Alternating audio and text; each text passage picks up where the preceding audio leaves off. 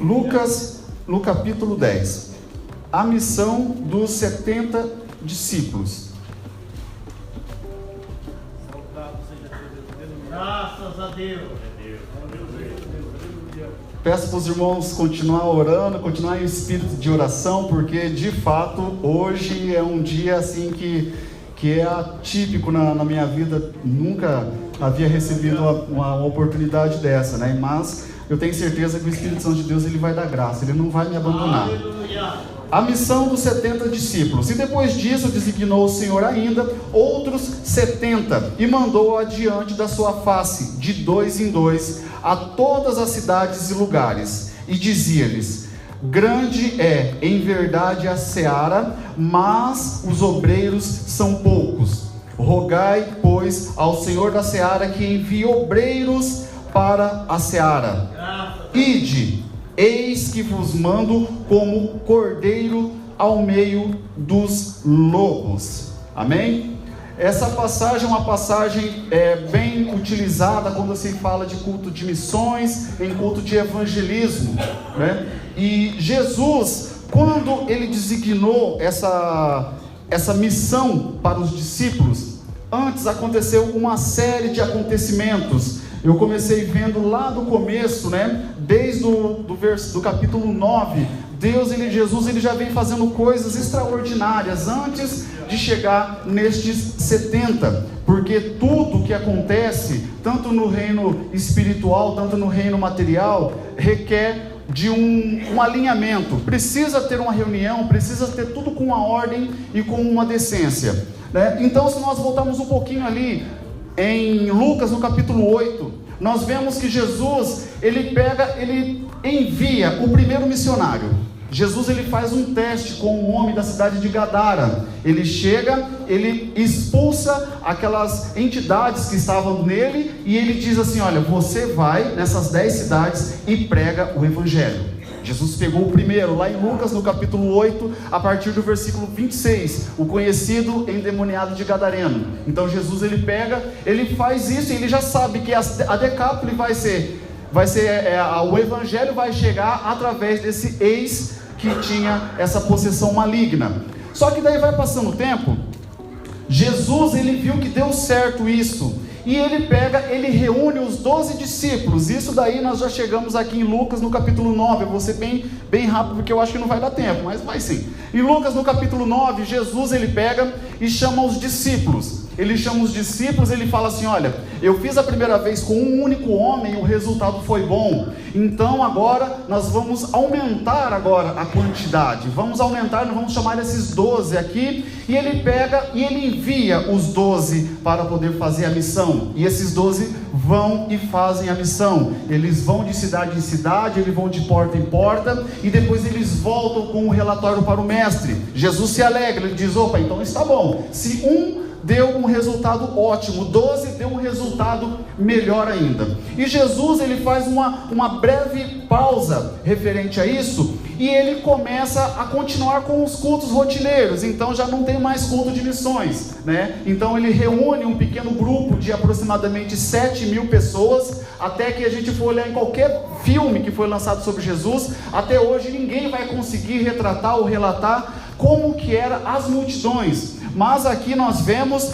que no capítulo 9, a primeira multiplicação dos pães e peixes, que acontece a partir do versículo 10, nós vemos que tinha cerca de 5.000 homens, fora mulheres e crianças. Então vamos colocar 9.000, para não falar que é 15.000 pessoas que estavam ali, vamos colocar 9.000 pessoas. E Jesus, ele sempre chega, e ele chega próximo assim ali numa montanha, e ele começa a pregar para esse povo. Ele começa a pregar, e as pessoas começam a se acostumar a ir lá e ver Jesus ministrando. Só que chega um dia, Jesus, ele chega no mesmo lugar, no mesmo horário, e o povo começa a chegar. Daqui a pouco chega 1.000, chega 2.000, 3.000, 4.000, 5.000, 6.000 pessoas, e as pessoas começam a chegar ao redor do mestre, e o mestre, ele olha, ele diz assim: hoje não vai ter culto.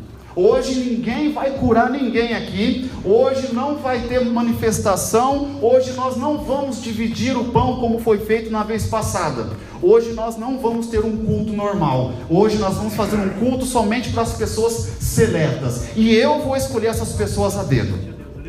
Na hora Tiago ele olha para Pedro e fala: Pedro do céu, e agora? João pega e fala: Felipe, corre lá, vamos cantar um corinho. E a multidão está ali. Judas, ele olha e ele fala: mestre, nós precisamos que o senhor faça alguma coisa. Você vai precisar ministrar para esse povo, você precisa, porque tem pessoas que já pagaram aqui. Porque se você for ler em Marcos no capítulo 6, no versículo 36 ao 37, nós vemos que as pessoas ajudavam. E Judas, o Iscariote, porque tinha 2 Judas, não vamos colocar a culpa no Judas Tadeu, foi o Judas Iscariote, ele já andava com a bolsa, e a palavra vai nos dizer em Marcos no capítulo 6, no versículo 37, que Judas estava com 200 reais ali, 200 dinheiro, então tinha pessoas que já estavam pagando, e simplesmente Jesus falou: não, eu não vou.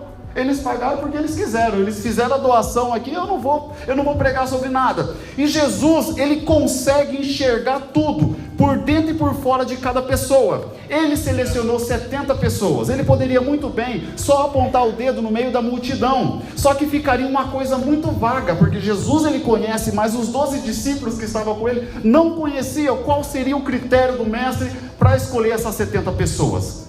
Eu conversei com o pastor Cristo aqui na hora que eu entrei para poder pegar a pasta, e eu peguei e falei assim: pastor Cristo, o pastor Cristo, ele até disse assim: irmão, fala o seguinte, se você pode usar a frase que eu sempre uso. Eu falei: pode, hoje na escola dominical o nosso presbítero usou, você pode usar também. Os irmãos estão entendendo? Amém? Então eu posso usar, pastor, eu não sabia, eu acho que é uma coisa exclusiva dele, né? Então daí Jesus ele diz assim: hoje nós vamos escolher 70 pessoas, nós vamos fazer uma reunião de porta fechada. Eu imagino que já estava dando meio-dia, e daí os discípulos falam assim: Jesus, qual que é o critério? Aí Jesus ele pega, ele chega no jovem e ele fala assim: olha, o jovem fala: eu quero te seguir, Jesus. Ele olha para o jovem e ele fala assim: olha, faz o seguinte, venda tudo que você tem, daí você pode me seguir. Esse jovem fala: não, para mim não dá. Quando esse jovem sai, uma galera já vai junto, porque ele já tem posses. Daqui a pouco chega o outro e fala: Jesus, eu quero ir junto, porque você vai de cidade em cidade, então de fato você deve estar dormindo em algum hotel, você para em alguma parada, alguma pousada bacana. Jesus ele diz assim: não, o filho do homem não tem nem aonde reclinar a cabeça.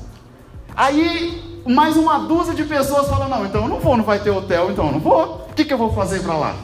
E ele pega e sai, e daqui a pouco Jesus ele pega e fala assim: quem mais quer seguir após mim? Um fala assim: eu vou, mas só que a minha mãe e meu pai já estão velhos, eu vou enterrar, esperar eles morrer, daí eu vou. Não, é o seguinte, ou você deixa os mortos enterrados os seus mortos, porque essa é a hora.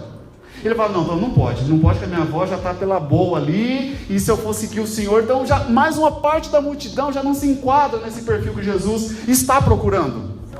E ele vai apertando mais ainda, ele vai apertando mais, até que dessa multidão de quase 7.000 pessoas, sobra apenas 70 pessoas. Sobra 70 pessoas e começa a olhar para Jesus, e eles dizem assim: agora sim, vamos fechar a porta desse... Eles não estavam no templo, estavam no ar livre, né? Vamos todos, eu quero que todos sentem aqui, que eu preciso passar as instruções. Agora sim. Agora eu sei que a multidão tinha pessoas que estavam somente interessadas no milagre. Eu estou vendo que tinha pessoas na multidão que só estavam aqui por curiosidade. Nós vemos que os escribas estavam aqui para ver se eu ia falar alguma coisa errada. Mas agora eu sei que estes 70 que estão aqui, de fato, estão interessados em fazer o ID. Mas aí se você voltar um pouquinho mais atrás, até nós chegar aqui nesse capítulo onde Jesus ele seleciona esses 70, o que será que levou Jesus a tomar essa atitude?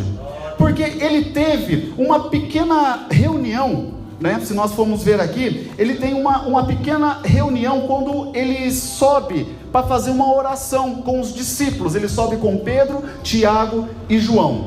Quando ele chega no topo do monte, aparece pessoalmente ali para ele, desce ali Elias e Moisés, e já começa a fala: Jesus, você está na terra, já está com 3 anos e alguns meses, eu vou passar para você agora aqui, Jesus, como que vai ser a sua crucificação.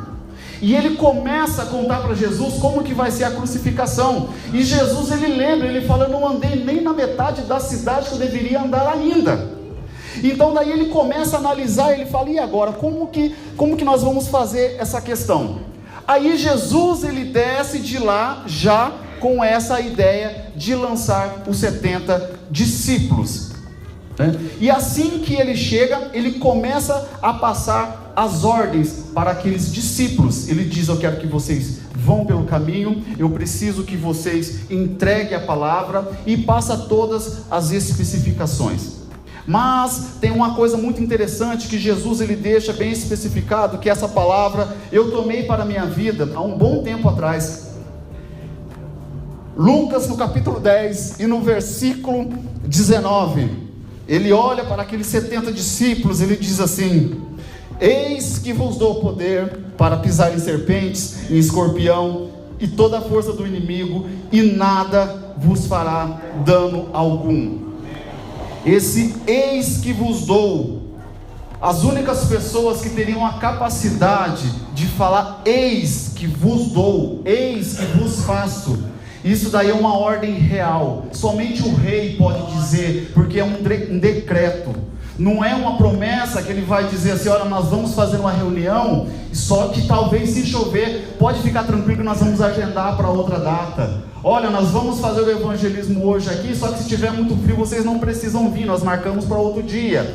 Quando Jesus, ele manda essa palavra, eis que vos dou, não é um outro dia, é instantaneamente. E eu gostaria de contar para os irmãos, qual que foi o primeiro dia que Deus olhou para mim e ele disse assim, eis que vos dou. Eu tenho certeza que se eu for perguntar para todos os irmãos que tem aqui, pelo menos uma grande maioria já recebeu a palavra de Deus sendo usada através de profetas que diz, eis que te faço na sua vida, eis que vou te enviar, eis que você vai em lugares aonde ninguém nunca chegou, você vai chegar. E eu lembro, eu já contei essa história 17 vezes, mas a tia Maria não ouviu essa história, e eu vou contar de novo. A tia Maria estava aqui um dia. Eu lembro que quando eu vinha nos cultos, eu chegava no horário que quase ninguém estava, eu chegava geralmente nos cultos na parte da tarde. Chegava tarde aqui e ficava lá no fundo ali, e antes de terminar o culto eu já saía correndo, porque eu falei, essas irmãs vão me chamar para frente. Eu sempre vinha nos cultos do círculo de oração, né?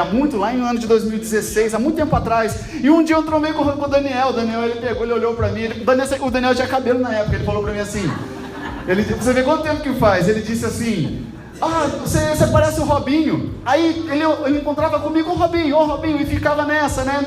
E daí ele não continua vindo, eu falei, não, beleza, eu vou ficar. Só que eu nunca ficava até o final do culto. O culto das irmãs era na parte da tarde, eu ficava sentadinho no canto, eu ia embora. Eu falei, eu não vou ficar aqui no final do culto, porque com certeza as irmãs vão me chamar, vai querer orar por mim, eu tô fora. Só que daí teve um dia, que em 2016 eu aceitei Jesus, e daí quando chegou na terça-feira, terça-feira que era o culto das irmãs, ou na segunda? Terça? Na terça-feira, no culto das irmãs, eu vim na parte da manhã, daí eu vim com a tia Maria. E eu comecei a orar ali, fui clamando a Deus, e daí daqui a pouco no final, eu falei, eu vou ficar no final, que eu preciso saber o que acontece no final do círculo de oração.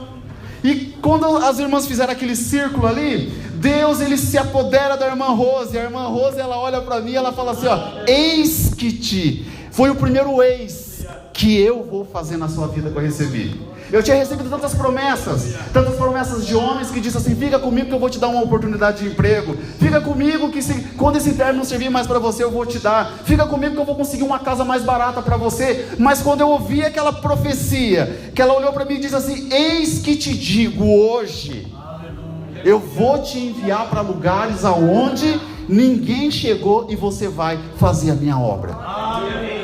Naquela hora eu olhei e eu disse assim, a pessoa que é nova convertida, ela fica pensando assim, nossa, mas que beleza, né? Então tá bom. Então ela começou profetizando, ela começou ministrando, ela começou passando nomes de cidades. Eu falei, olha, beleza, então ninguém me conhece.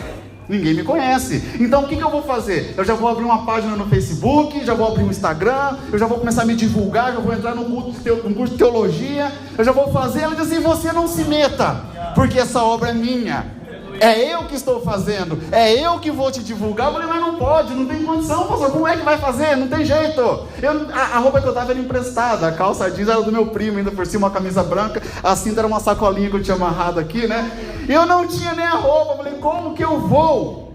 E daí ela disse assim, eu conheço os seus pensamentos, eu sei o que você está pensando agora, e eu te digo que vai ser nesse ano. Eu falei, não pode. Acabou de aceitar Jesus em novembro, né? Estava em janeiro. Não pode. E para provar que sou eu o seu Deus, eis que te digo, a primeira vez que você ministrar, você vai saber que uma única pessoa vai aceitar Jesus. Aí eu disse, beleza. Eu falei assim, Deus, eu não sei como é que funciona essa questão de profecia, mas o Senhor profetizou, eu quero. E eu fui buscando